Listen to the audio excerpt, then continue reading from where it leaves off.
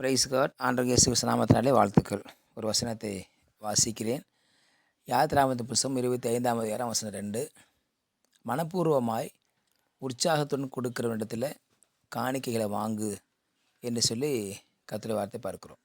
உற்சாகமாய் யார் கொடுக்கிறானோ அவனிடத்தில் எனக்கு காணிக்கையை வாங்கு என்று சொல்கிறார். எனக்கு என்று தேவன் தனக்காக உரிமை பாராட்டுகிறார்.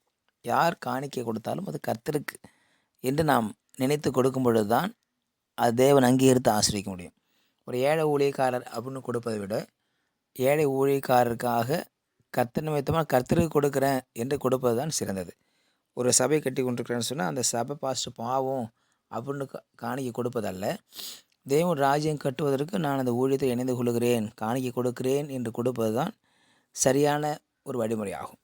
ஆகவே தேவனுக்கு நான் கொடுக்கிறேன், தேவன் ராஜ்யத்தை கட்ட கொடுக்கிறேன், தேவன் ராஜ்யம் எழுப்பப்பட கொடுக்கிறேன் என்பதுதான் சரியான ஒரு பதிலாக இருக்க முடியும். ஆகவே யார் தேவனுக்கு கொடுத்தாலும், யார் தேவனுக்காக காணிக்கைகளை கொடுத்தாலும் மனப்பூர்வமாய் என்ற வார்த்தை சொல்லப்படுது. மனப்பூர்வமாய், யாரையும் கட்டாயப்படுத்த வாங்க வேண்டாம், யாரையும் கம்பல் பண்ணாத என்று மோசேக்கு ஆண்டவர் சொல்கிறார்.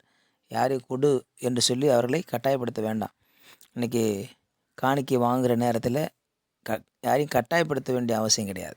காரணம், கட்டாயப்படுத்தினால் அந்த கட்டாயப்படுத்துவது ஒவ்வொரு முறையும் கட்டாயப்படுத்தி தான் கொடுப்பாங்க. ஆனால் மனப்பூர்வமாக கொடுக்க ஆரம்பிச்சிட்டா அதனுடைய அன்பை அவங்க ருசி பார்ப்பாங்க.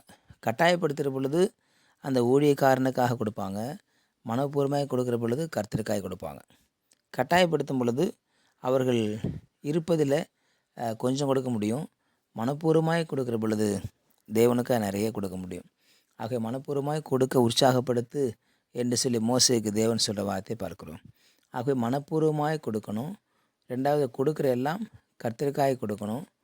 மூன்றாவதாக எனக்கு கொடுக்கணும்.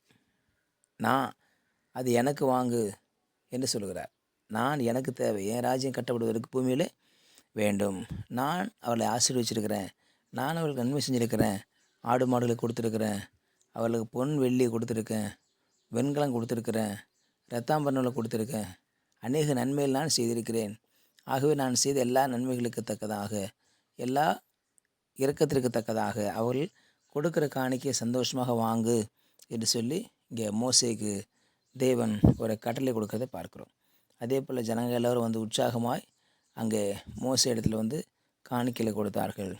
நாம் கொடுக்கல, காணிக்கை கொடுக்கல அப்படின்னா தேவராஜ்யம் கட்டப்படுவது நின்று விடாது. மாறாக கர்த்தர் வேறு ஒருவர் நபரை தேவன் எழுப்ப முடியும். எப்படிப்பட்ட நபரையும் தேவன் எழுப்ப முடியும். ஆக கொடுங்கள், அப்பொழுது கொடுக்கப்படும். யார் கொடுக்க ஆயத்தமாக இருக்கிறார்களோ அவர்களுக்கு தான் தேவன் கொடுக்க ஆயத்தமாக இருப்பார். கொடுத்ததை வாங்கி பாக்கெட் வச்சுட்டு அது தேவனுக்கு கொடுக்காமல் இருந்தால் அதை மீண்டும் தேவன் கொடுக்க முடியாது. மீண்டும் அது விதையாக மாறணும். தேவன் கொடுக்குற ஆசீர்வாதங்களில் எல்லாவற்றையும் சாப்பிட்றது கிடையாது. அந்த கொடுக்கறதுலேருந்து சில விதைகளை எடுத்துக்கொள்ள வேண்டும், எடுத்து வைக்க வேண்டும். அந்த விதை என்பது மீண்டுமாய் பயிரிடுவதற்கு உதவும்.